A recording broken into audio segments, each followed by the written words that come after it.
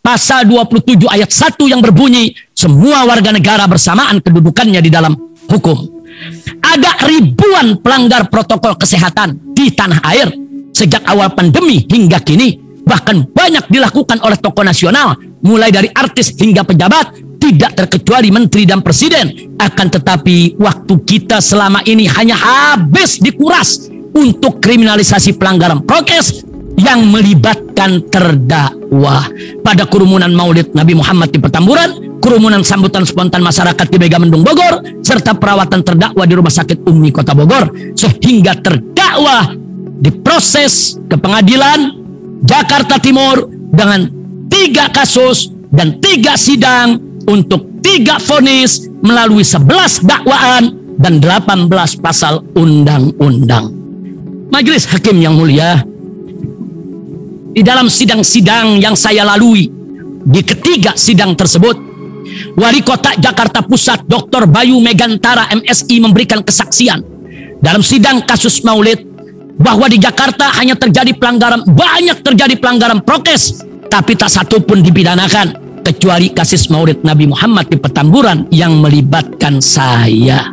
Bahkan juga memberi kesaksian bahwanya Pemprov Jakarta hanya mengenakan sanksi denda kepada saya dan tidak pernah lapor polisi untuk dipidanakan. Dan Wali Kota Bogor Dr. Bima Arya dalam sidang kasus Rumah Sakit Umi juga memberikan kesaksian bahwa di Kota Bogor banyak terjadi pelanggaran prokes, tapi tak satu pun yang dipidanakan kecuali kasus Rumah Sakit Umi yang juga melibatkan saya. Bahkan juga memberi kesaksian bahwa dia dan stafnya tidak pernah melaporkan saya ke polisi, melainkan hanya melaporkan Rumah Sakit Umi. Serta Ketua Satpol PP Kabupaten Bogor Agus Ridalla dalam sidang kasus kerumunan Megamendung pun memberikan kesaksian bahwa di Kabupaten Bogor pun banyak terjadi pelanggaran prokes, tapi tak satu pun yang dipidanakan kecuali kasus kerumunan Megamendung yang pun melibatkan saya.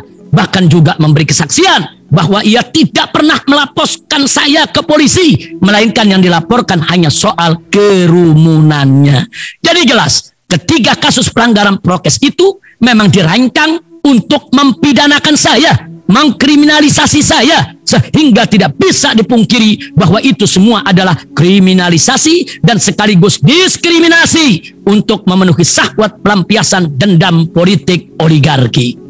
Majelis Hakim yang mulia, selain itu, dalam skala yang lebih besar di tingkat nasional, kenapa kerumunan Presiden Jokowi di Kalsel dan NTT pada tahun 2021, serta kerumunan anak dan menantu Presiden Jokowi saat Pilkada 2020 di Solo dan Medan, yang semuanya merupakan pelanggaran prokes, tidak diproses secara hukum pidana. Begitu juga kenapa kerumunan rutin tanpa prokes anggota Watimpres Habib Lutfi Yahya di Pekalongan sejak awal pandemi hingga Oktober 2020 juga tidak diproses secara hukum pidana, termasuk kerumunan tanpa prokes sepanjang tahun 2001 yang dilakukan oleh Muldoko, Ahok, Raffi Ahmad, Hatta Halilintar dan lain-lainnya. Kenapa semuanya juga tidak diproses hukum pidana?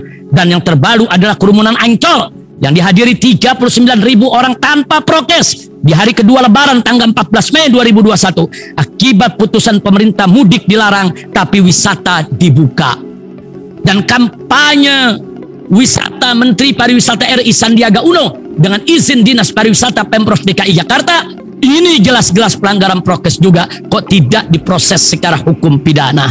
Para saksi ahli yang dihadirkan dalam sidang Maulid di Petamburan dan kasus kerumunan Megamendung antara lain Dr. Refli Harun, ahli tata negara dan administrasi negara, Dr. Abdul Khair Ramadan, ahli teori hukum pidana, Dr. Dian Andriawan, ahli hukum pidana, Dr. M. Nasir, ahli hukum kesehatan, dan Dr. Lutfi Hakim, ahli hukum pidana kesehatan. Semuanya sepakat dalam sidang ini memberikan pendapat bahwa diskriminasi hukum adalah pelanggaran terhadap konstitusi dan sekaligus merupakan ancaman bagi tatanan hukum.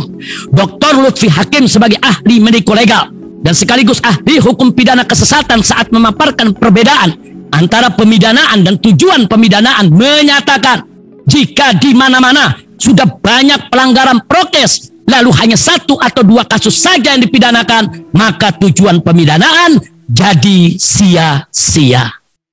3 Romawi, manipulasi fakta.